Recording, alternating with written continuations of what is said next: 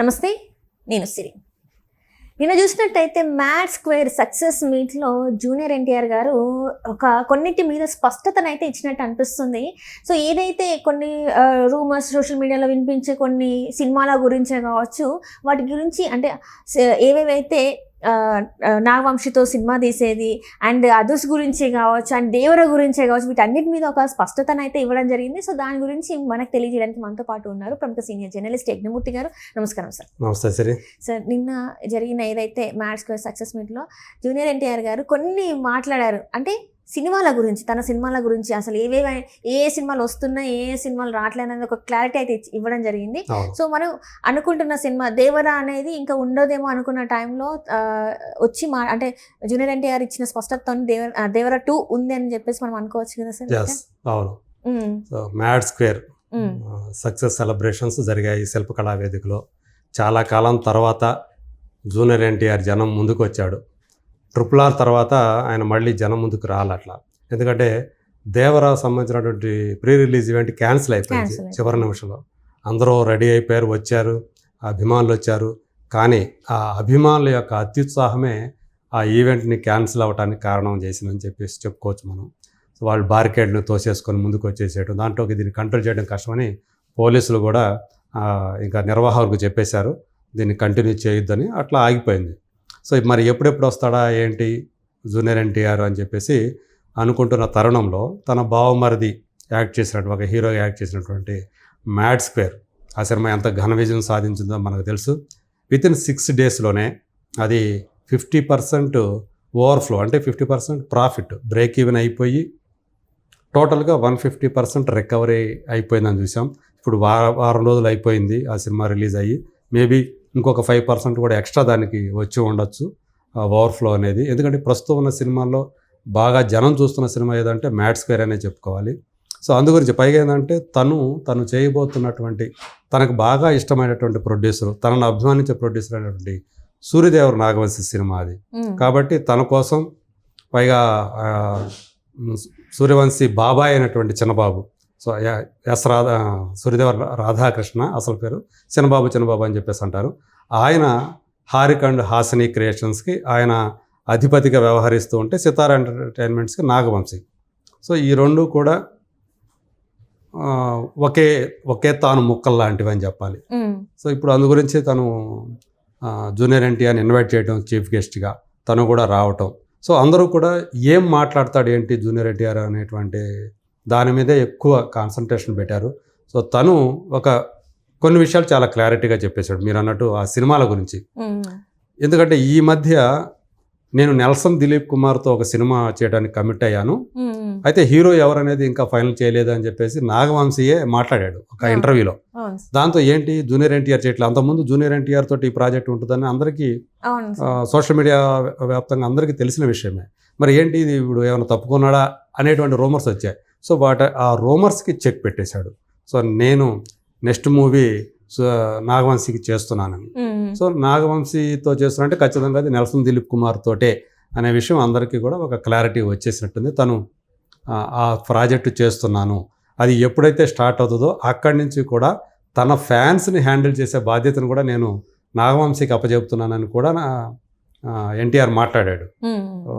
దాన్ని బట్టి ఇక తను ఏ రకంగా ఉండబోతుంది ఏంటి అనేది మనం ఒక అంచనా వేసుకోవచ్చు. అంటే అభిమానుల్ని వాళ్ళు ఏదైతే కోరుకుంటూ ఉంటారో, ఎలాంటి సినిమా అయితే కోరుకుంటారో అలాంటి సినిమాని నెల్సన్తో చేయబోతున్నాను అని చెప్పేసి చెప్పినట్టు అనుకోవాలి. ఇంకొకటి దేవర 2 సంబంధించినటువంటి స్పెక్యులేషన్ కొంతకాలంగా వినిపిస్తుంది. ఎందుకంటే ఆశించిన రీతిలో ఇంకా యాక్చువల్గా దాని పొటెన్షియల్ ఎక్కువ ఉండాల్సింది. కానీ అందులో జూనియర్ ఎన్టీఆర్ని తెర మీద చూపించిన విధానం ఏదైతే ఉందో చాలామందిని డిసప్పాయింట్మెంట్ గురి చేసింది. సో రత్నవేలు సినిమాటోగ్రాఫర్గా ఫెయిల్ అయ్యాడు, డైరెక్టర్గా ఇది చూసుకోవాల్సింది ఇతరు కూడా కొరటాల శివ కూడా చూడలేదు, ఆ విషయాన్ని గ్రహించలేదు అని చెప్పేసి ఒక విమర్శ వచ్చింది, పెద్ద విమర్శ వచ్చింది. అందువల్ల మరి దేవర 2 ఉంటుందా, చాలామంది సందేహాలు వ్యక్తం చేశారు. ఉండకపోయే అవకాశాలే ఉన్నాయి అని కూడా ఎక్కువ మంది అనుకుంటూ వచ్చారు. సో దానికి కూడా తను ఫుల్ స్టాప్ పెట్టేశాడు. దేవర 2 సంబంధించినటువంటి స్పెక్యులేషన్స్ నాకు కూడా నా చెవికి వచ్చాయి. అందులో ఏమాత్రం నిజం లేదు. ఖచ్చితంగా ఆ ప్రాజెక్ట్ ఉంటుంది. ఎందుకంటే ఇప్పుడు నేను వార్ 2 అనే సినిమాని పూర్తి చేసే పనిలో ఉన్నాను. అలాగే ప్రశాంత్ నీల్తో నా సినిమా ఉంది. అందువల్ల దేవర 2 అనేది కొంచెం టైం తీసుకుంటుంది అని చెప్పేసి.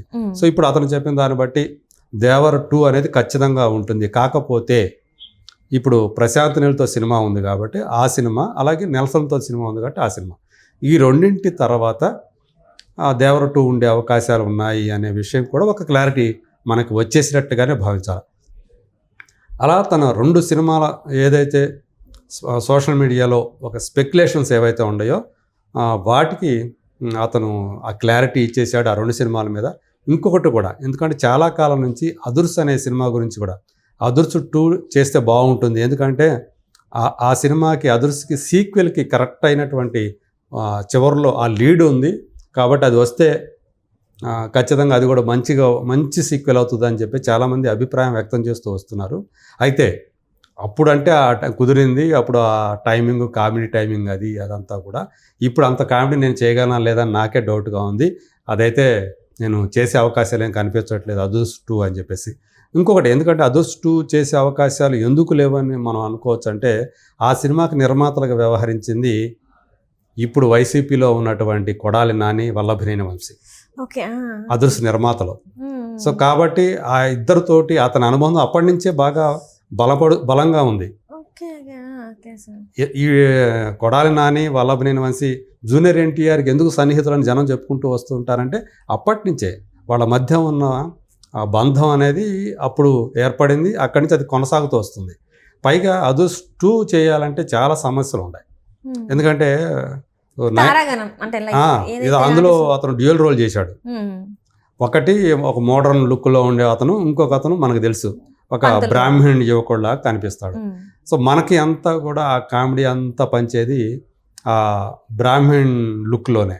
సో ఇప్పుడు మరి అతనికి అందులో కనిపించింది అతనికి గురువులాగా యాక్ట్ చేసినట్టు బ్రహ్మానందం గారు. సో బ్రహ్మానందం గారు ఆ టైంలో పీక్ స్టేజ్లో ఉన్నారు. ఇప్పుడు మరి బ్రహ్మానందం గారితో కొనసాగించాలంటే కొంచెం ఇబ్బందులు ఉన్నాయి. సో అది వర్కౌట్ అయ్యే అవకాశం మేబీ తక్కువచ్చు. ఆయన ప్లేస్లో ఇంకొకరిని ఆ స్థాయి యాక్టర్ని తీసుకొని రావాలా. సో మరి ఎవరున్నారు ఇప్పుడు అంతటి సార్, అది ఒక సమస్య ఉంది. రమాప్రభ గారు ఉన్నారు. రమాప్రభ గారి ప్లేస్లో ఇంకొకనన్నా పెట్టాలి, ఎందుకంటే ఆమె ఇప్పుడు మరీ పెద్దవాళ్ళు అయిపోయారు. మరి నయనతార కాకుండా ఇంకొక హీరోయిన్, పైగా ఇంకొక హీరోయిన్ వచ్చి ఆమె పేరు షీలా. సో ఇప్పుడు వీళ్ళకి తగ్గ వాళ్ళని తీసుకురావాలి. ఇప్పుడు అందులో వాళ్ళు ఉండే అవకాశం ఉండదు సీక్వెల్లో, బట్ వేరే వాళ్ళని తీసుకురావాలి. సో ఇది చాలా సమస్యలు ఉన్నాయి. అలాగే ఎంఎస్ నారాయణ గారు లేరు. చాలామంది కొంతమంది యాక్టర్లు, హాస్య నటులు కొంతమంది అందులో ఉన్నవాళ్ళు లేరు ఇప్పుడు. సో ఈ సమస్య ఉంది. అందు గురించి మేబీ మరి ఎవరు డైరెక్ట్ చేయాలి? అప్పుడు వినాయక్ చేశాడు. సో ప్రస్తుతం వినాయక్ కొంచెం మనకి ఇబ్బందికర పరిస్థితిలో ఉన్నాడు ఒక డైరెక్టర్గా.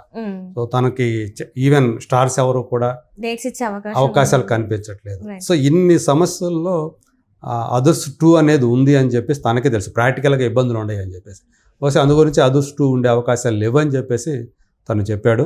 సో ఇప్పుడు ప్రస్తుతానికైతే తను వార్ 2 ఆల్మోస్ట్ అయిపోయిందని కూడా చెప్పాడు. ఆగస్టు 14th ఆ సినిమా రిలీజ్ ఉంది. సో మనం అతి తొందరలోనే, అంటే ఇది ఏప్రిల్ కాబట్టి April, May, June, July, August, so 4 months ఉంది కరెక్ట్గా. సో 4 monthsలో మళ్ళీ మన ముందుకి ఒక యాంటాగనిస్ట్గా, అంటే విలన్గా రాబోతున్నాడు, నెగటివ్ రోల్లో రాబోతున్నాడు. సో స్క్రీన్ మీద హృతిక్ రోషన్ వర్సెస్ జూనియర్ ఎన్టీఆర్ ఎలా ఉంటుందో చూడాలి అని చెప్పేసి దేశవ్యాప్తంగా, కేవలం తెలుగు వాళ్ళే కాకుండా, ఎందుకంటే RRR తోటి దేశవ్యాప్తంగా తను కూడా మంచి పాపులర్ అయ్యాడు జూనియర్ ఎన్టీఆర్. కాబట్టి వాళ్ళ ఫేస్ ఆఫ్ అనేది ఎలా ఉంటుంది, ఆ ఇద్దరు ఫేస్ ఆఫ్ అనేది చూడాలి అని చెప్పి చాలా కుతూహలంగా జనమంతా ఎదురు చూస్తున్నారు. సో ఇంకొక 4 నెలల్లో అది మనం చూడబోతున్నాం. వాళ్ళిద్దరు యొక్క వార్, టైటిల్ కూడా war 2. So Hrithik Roshan versus Tarak war అనేది ఎలా ఉంటుంది ఏంటి అనేది చూడబోతున్నాం. సో ఈ లోపల ఈ స్పెక్యులేషన్స్ కూడా తను చాలా క్లారిటీ ఇచ్చేసాడు కాబట్టి ఇప్పుడు ఒక క్లియర్ కట్ పిక్చర్ వచ్చేసింది తను చేయబోతున్నటువంటి ప్రాజెక్ట్ గురించి. క్లారిటీ ఇచ్చేసారు. Thank you so much sir.